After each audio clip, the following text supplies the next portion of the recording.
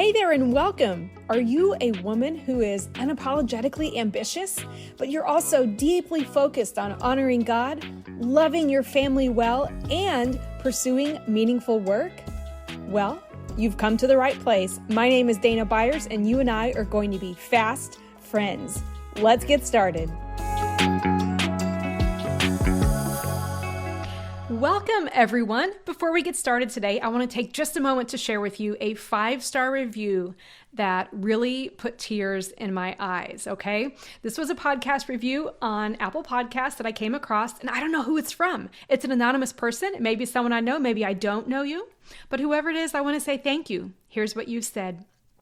When I listen to Dana, I feel like she's a good friend sitting in my living room, helping me think things through. Dana's gentle and transparent dialogue is encouraging. And those words touch me so much because that is my purpose here. My goal is when I sit down and record to talk to each of you, that you would understand that I am for you, I am with you, and I am here to engage in your life as much as you're willing and interested in me doing. So if you want to learn more about what it's like to have more of me and more of your life, go to danabyercoaching.com/get coached. Hello. This is Dana. Welcome back for another episode of Been There, Learned That.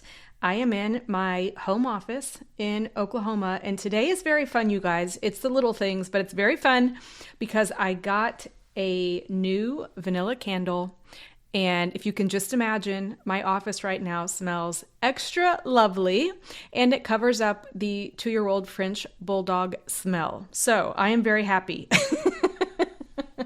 The 2-year-old French bulldog is my dog, Franklin. He generally doesn't smell, but occasionally does. So I am very thankful for my new candle.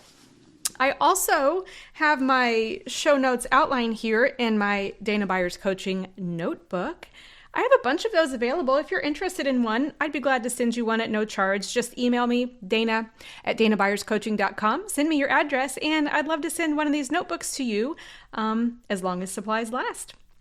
All right, today I am thrilled to be talking to you about something that I learned, I think it was in 1997. So it's been a minute, but I was thinking about this episode and then I really wanted to share this because this is something that has impacted my life in such an incredible way. You know, every now and again you learn something and you're like, man, the timing of that lesson was so powerful. It prepared me for so many things, all my future jobs, for my marriage, for parenting, for friendships, for being a neighbor, for conflict, for leading in a church, all the things. And I'm really thankful that I learned it. And I think of it so much that I realize it's something I want to talk to you about. And the idea is the concept of being a good girl. In 1997 and 1998, I was in a group therapy setting at my university where we studied a book by Dan Allender called The Wounded Heart. And he gives a description of the good girl, which is what a lot of women do they respond that way based upon a variety of circumstances, either in their upbringing or trauma they've experienced. You know, it could be a variety of reasons that lead someone to function this way. But regardless, usually you would wind up behaving in one of 3 ways. You would be the good girl, which is what we're going to talk about today. We also have women who respond by being a tough girl or a party girl. But in the Dan Allender kind of context there, in The Wounded Heart, when I learned about the good girl, I just went, oh my gosh, I am seeing myself written on some of these pages. I also had a little bit of a tough girl in me, none of the party girl, but the point is, I think the concept of what he shares is so powerful.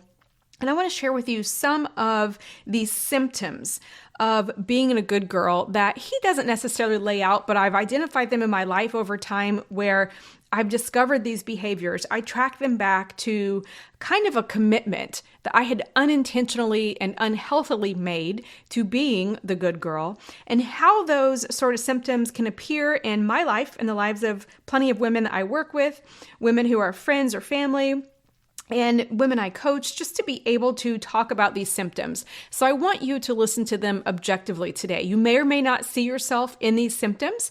I'm not asking you to criticize yourself if you do see yourself in some of these symptoms, but I want to bring an awareness. With this whole concept of been there, learned that, I'm trying to share with you things that could serve you right where you're at, or that you might recognize could help someone you care about, someone you're leading at work, or maybe someone in your life that you could share this with them. So let's just go ahead and recognize first and foremost that if you are listening to this, you're probably on a restorative journey. You're probably seeking wholeness in Christ. Many of you listening are women who already follow Jesus, but are at a point where you recognize you're not perfect. And of course we aren't, right? We're human. We're here on earth. We are not God, but we are trying to move in his direction. And we unintentionally develop approaches to our work that do not serve us. We develop crutches. We think these are things that work, but aren't God's best for us. So I want to talk about 5 of the symptoms you could experience if you are living as a good girl, if you are performing as a good girl, especially at work. This could impact any area of your life, but I want to talk specifically about the workplace today. So one thing you might be experiencing if you're a good girl is some critical kind of inner conversation. And what happens is we're constantly regulating ourselves. We have thoughts about, oh, I shouldn't have said that, or I think that email maybe wasn't right. Like we're correcting ourselves with intense feedback. If we're awake, we might be hard on ourselves. But at the same time we're doing that, the people around us, we're authentically encouraging, developing, loving, and lifting them up. And it creates a dichotomy. It creates an abandonment of ourselves where we think we're supporting other people, but we're actually continually beating ourselves down. And what happens on occasion is sometimes our words leak out. We don't speak poorly of others, but the way we talk about ourselves reveal to others how we see ourselves. And in fact, it can kind of shoot us in the foot, because if people realize that we talk about ourselves that way, they might wonder, do we think about them that way as well? And while our business is not to worry about what other people think so much, it is our business to recognize that our behaviors might water down the intent that we mean to have in the workplace. So some critical kind of internal conversation is one very common symptom of being a good girl. A second one is carrying around unexpressed opinions. We sit at a table, we're in a meeting, we hear an opportunity come up, and we haven't shared our observations and our opinions. And the reason we don't is because we want to only do it when it counts, right? And we don't want to be thought of as someone who speaks up all the time and thinks everyone needs to know everything that she thinks. So we're careful and we're very guarded, but it can get to a point where we don't speak up, we don't express our thoughts, and then we're not really, for lack of a better term, earning our keep. If we don't stir things up on occasion, people might wonder why we're there. What is the purpose of us being there if we're not sharing our observations? And I've seen this from people I've worked with on occasion. I've also done this where if something doesn't work out the way we wanted it to on the back end, another person or myself might say, you know what, I kind of had a feeling that wouldn't work. And that is a betrayal. Like, I'm laughing, but it's like, come on, how ridiculous is that for us to say on the back end of things, yeah, I wasn't sure that was going to work. Well, then why didn't we say it on the front end of things? It would have been so much better if we had experience or thoughts, wisdom or knowledge to contribute to benefit the whole group. But we're really thinking about ourselves and trying to be a good girl, to appear like we're not stirring up the waters unnecessarily, but it causes division and problems at work. A third symptom we can experience if we are functioning as the good girl at work is we have overlooked needs. We don't take time for lunch. We're unwilling or uncomfortable taking an afternoon off to have a necessary doctor's appointment. Even something a client said to me once was, she was just like, I haven't had my hair trimmed in a long time and I really need to get it done, but I don't feel like I can. And I had to ask her directly in love, what leads you to think that you can't get your hair cut? And she said, well, I work full time, and on the weekends we're at my son's soccer thing, and and my hairstylist isn't there on Sunday or Monday, and she had all kinds of reasons that supported why she couldn't. But everyone she worked with who were women were still able to get their hair done. So we just talked about that fact, and she backed down a little bit and said, you know what? Okay, I don't have to die on that hill. Essentially, she didn't have to be the good girl. She could take off or leave early or, order out dinner for the kids some night and go get her hair done if she needed to. She didn't have to be a martyr or the good girl in this scenario. A fourth symptom of behaving as the good girl is that we start experiencing momentum towards resentment. It doesn't mean we're always resentful, but we experience things. And I think this goes back to symptom 2. If we aren't expressing our opinions when we need to, or step 3, if we aren't looking at the needs that we need to have met, we can start experiencing resentment.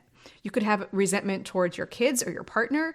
You could have resentment towards someone at work. Personally, I experienced that once where I worked at a place where a coworker was very publicly not going along with not only something in our culture, but something the rest of us had been asked to do.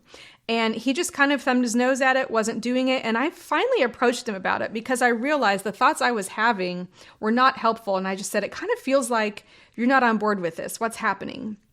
And he said, yeah, I think it's a stupid idea.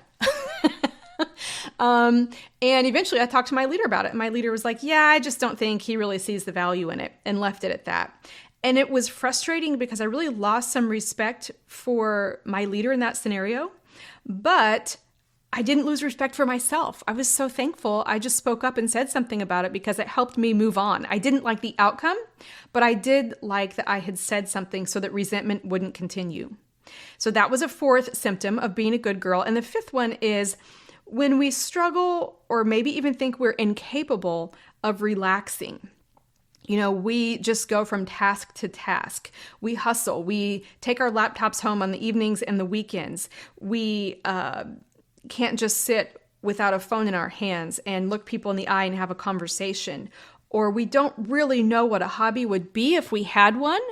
We think a hobby sounds lovely, but what is that, by the way? What is a hobby? How could we ever do that? That sounds like a luxury that I could never have. So those are some experiences, some thoughts, some symptoms, behaviors of being a good girl. And as you hear this, you might recognize that being a good girl is someone who might also really struggle with people pleasing. Giving an unfair focus on specific people in our life, giving an unfair focus on their opinions, what they want from us, getting their approval, and feeling like that is what gives us value. So what I want to do is ask you a targeted coaching question for each of these symptoms. So you might not have all 5 of them. You might just have 1 or 2 of them. Maybe you have none of them. And this, again, is an episode for you to share with someone lovingly. But I want to share with you some targeted coaching questions for each of these symptoms to get a little bit more to the heart of how we can unravel it a bit. Because like I said, you and I are on restorative journeys. I learned this material in, like I said, 1997, 1998, and I am still finding myself at moments falling back into a symptom or 2 of this good girl kind of approach to life in my work. And because I don't want to be there, I choose awareness and I choose to coach myself. And I love coaching women. So let's coach on this a little bit, okay? So when it comes to having the thoughts that are negative when we're very critical of ourselves, when it comes to that symptom, I want you to lovingly ask yourself, who am I when I do that? Who am I being when I berate myself? When I am so critical of things that were maybe unintentional, things I couldn't have known, or maybe just I'm critical of the way God made me. Who am I when I do that? And is that who I want to be? So we start with that open-ended question, who am I? Maybe it's a learned behavior that you've observed in someone else in your life. But you get to ask yourself, is that who I want to be? You give yourself the opportunity to make a decision here so you don't have to stay in that behavior. And it allows you to kind of step out, to move backwards, to step out of that habit. You're moving in a direction you likely don't want to move in when you berate yourself in your mind all day long. So bringing the awareness to who that voice is and that it's really not the voice you want to be using is going to allow you to understand that that is a choice you have to not behave that way. That's the first step. Now, when we take a look at our failure to express our opinions, and again, we don't have to have opinions on everything, but whenever we aren't speaking up, when we kind of feel that voice within us urging us to say something, I want you to use this coaching question to talk yourself through it. Ask yourself, what is the worst thing that could happen if I share my opinion? Truly, what is the worst thing that could happen? Well, the people pleaser in us would answer quickly, well, someone might not like me, someone might disagree, and, oh my gosh, I might be wrong. Now, I'm making light of those things, but it's true. I've thought all of those things. Someone might not like me, I might be wrong. They might disagree with me. And that's where we have to stand toe-to-toe with the unhelpful habit of people-pleasing and recognize this is not about us. We're just sharing an observation. We're just sharing an opinion. We remove the ego from it when we admit we could be wrong. We don't have to be right, but we care about the team, the organization, the project we're working on enough to speak up. So we take the focus off of ourselves. We recognize what could go wrong. We acknowledge what could go wrong, and then we take the risk anyway of sharing our opinion. You are going to do this to build evidence for two things. One, that you're capable of sharing your opinion and not dying. And two, that no matter how someone responded to you, you are going to be able to continue in your job without falling apart. You will prove this to yourself. Your worst fear is very likely not going to happen. So next, the third kind of symptom or behavior in being the good girl and our people pleasing is when we overlook our own needs. And I want to ask you this coaching question when it comes to overlooking your own needs. What limiting belief could be holding you back from getting your needs met? What limiting belief? So limiting belief is something that we feel pretty attached to, that we think is pretty accurate, and we accept it as truth. We accept it as truth. And that could be, for going back to the example I shared earlier, well, there's no hairstylist who could do my hair on a Saturday evening, or I'm not going to be able to get a massage in because there is no money in the budget. So we have limiting beliefs. We tell ourselves why things can't happen without really giving ourselves the opportunity to look for possibility. And now those examples I gave are things that cost money, of course, but when we talk about overlooked needs, a need could be something as simple as quiet time. I live with some incredible introverts. They need quiet time. I am not a high extrovert, but I am not quiet.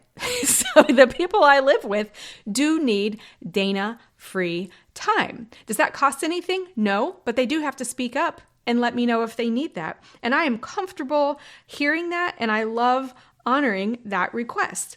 But if they had a limiting belief that they're going to hurt my feelings or ruin our relationship by saying, hey, I need a little bit of alone time, that's going to keep them from having their needs met. I don't want that experience for them. And they have to be able, though, to advocate for themselves, to get beyond a limiting belief so that they don't hold themselves back from getting what they want.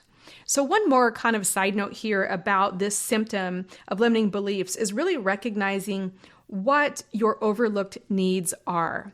I gave you some examples about like not going to the doctor or not getting your hair done, having quiet time, things like that. Those are very common ones that I've discussed through with clients, but there could be other things. You might have a significant need for a friend to hold you accountable, to pray for you. You might have an overlooked need of some help with meal planning or some help with the dishes in the evening or bath time for your kids. Whatever those are, the first one that comes to mind is probably the one that is most glaring and the most consistent. And I would encourage you to start there and just see what a limiting belief might be around that scenario that is holding you back from getting the help that you want and that you need. Okay, so a fourth symptom we talked about in trying to be the good girl at work is about the momentum of resentment building in our lives. And I have a whole episode about this. It's called Unpacking Resentment. I encourage you to take a look at it, where I talk about kind of the five ingredients in the recipe for resentment and how we can unintentionally build that in our lives. We put these ingredients in and all of a sudden we're making a recipe for full-blown resentment. So go check out that episode for sure. But for our purposes today, when you start noticing kind of the momentum around resentment building in your life, and you're trying to be the good girl, you don't want to stir up any trouble at work, when you notice that, I want you to ask yourself this coaching question. Where are you settling? Where are you settling? Because it is completely true. There are many things that might be a frustration to you, but that aren't going to require much of your energy or attention. They're going to dissolve on their own or be handled in other ways. And the scenario I gave earlier where I noticed a coworker was just blatantly not going along with a plan that we had all agreed on, I felt that was up to me to go to him directly. One, out of respect, but two, out of just because I kind of thought, maybe I've misunderstood something here. I really wanted to be wrong, honestly. But I also felt like I was settling. I couldn't accept it. I couldn't ask the rest of the team to go along with our approach if he wasn't going to be held accountable for his behavior. And so if we are settling for something, that is the recipe for moving that momentum, a fast-moving train towards resentment. So if you're settling for something that you know is not fair or right for yourself or the people on your team, that is something you'll want to identify and determine what the best response is for you to be able to speak up. And then finally, I talked to you about the symptom of being a good girl where we're not great at relaxing. We are unfamiliar with that word hobby. People might not get to make eye contact with us very much, whether it's in the evening after work or even during the workday, because we don't stop to relax and enjoy. So a coaching question you could ask yourself if you struggle with relaxing is, what if you could just practice relaxing? What would it look like to practice?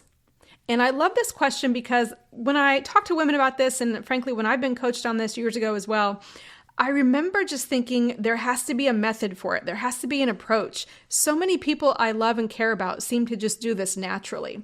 Well, they just kind of came honest by whatever it is that is of interest to them that helps them relax. If we get so forced and focused on it, we won't actually be able to enjoy our experience of trying to relax. Do you see the dichotomy in that? It doesn't work. It's ironic that we try to force ourselves to relax and then it becomes more stressful. So what if you could just practice relaxing? What if you could just become a student of what relaxing might look like for you? So many parts of our lives are truly just experiments. I want to set you free not to think you have to get it right, but just that you're going to give it a try. You might find that you love something or you don't love something. You might find that the experience of relaxation is not as elusive as you thought it was. And just a little side note here that I want to point out that a lot of ambitious women, when I'm in conversations with them, point out that what they have considered relaxing over time are actually things that they're using to distract themselves. Okay, so you might have 1 or 2 or 10 habits that you call relaxing, but you're actually using to distract yourself. So I don't say that as a point of judgment, but I say that as a point of awareness. If you think playing games on your phone is how you relax, maybe that can be on occasion, but if that's where you go when something stressful happens, maybe you're using it as a tool to disengage from your life. So really the only kind of clarity I want to bring around relaxation is not so much that you can do it wrong, but that true relaxation is something where you're able to unwind and be present, kind of get lost in the moment, instead of try to distract yourself from the stresses of your life.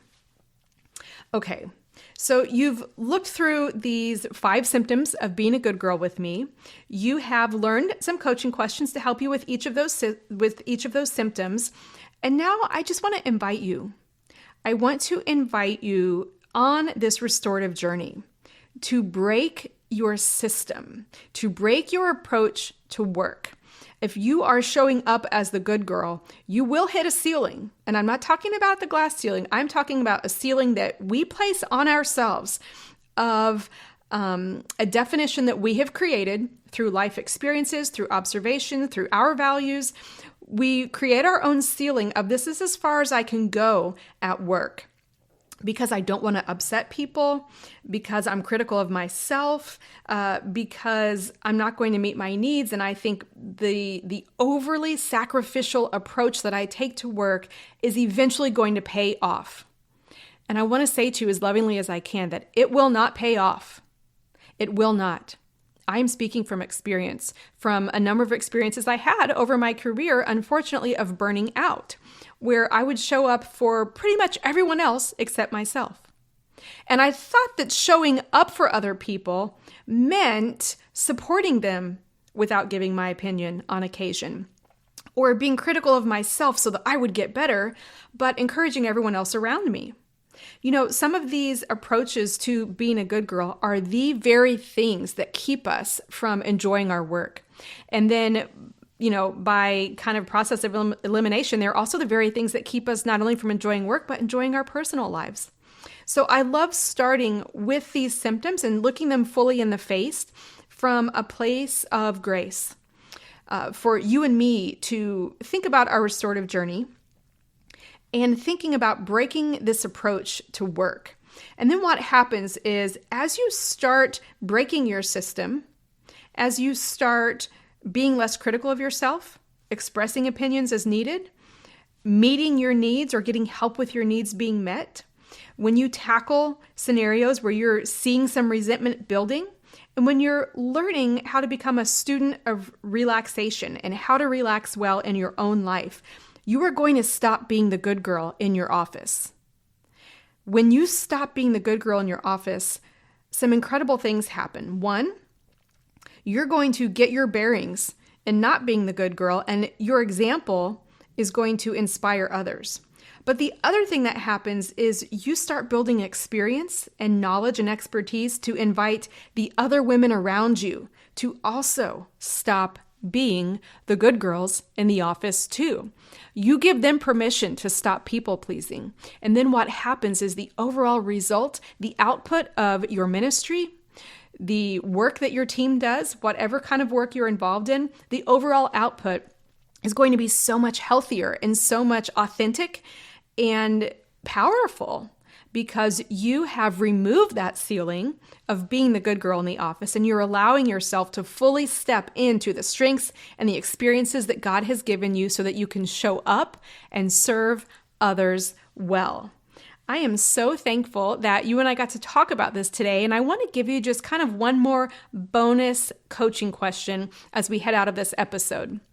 Because it's really important to kind of just have a meta, holistic, broader look at what no longer being the good girl at work could do for you, okay? So here's the question.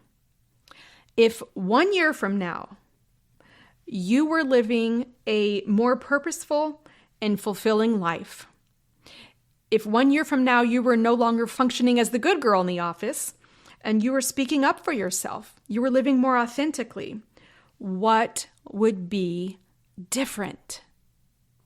What would be different? The people who love you and know you, what would they say? Gosh, I've seen a change in you. What would be different? The thoughts that you have in your head. What would be different about you getting consistent haircuts?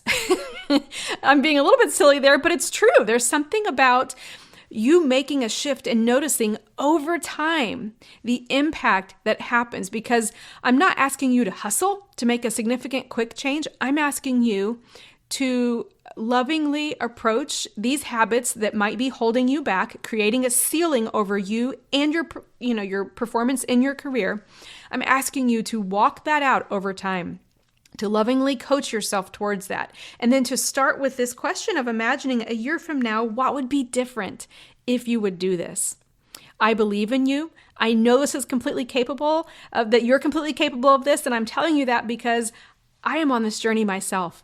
And to be on this journey, to be from where the point I was years ago and where I am today, I have fully seen God help me and coaches and friends and loved ones and coworkers help me no longer stay in that role of having to be the good girl at work. I invite you along the same journey. Use these questions, see how they impact you. Send me an email at dana@danabuyerscoaching.com. Let me know what action you're going to take based upon this episode, and let me know if you'd like to work together. Thanks, friends. It was so fun chatting with you today. I'll see you on the next episode. Hey there, podcast fam. Can I share with you something that is close to my heart? It is my email list community. Here, I pour out my thoughts on leadership, on parenting, entrepreneurship, and Jesus. It's where we engage and grow together. If that resonates with you, join us. Just head on over to danabuyerscoaching.com and sign up to receive my insights a couple of times each week. Let's journey together.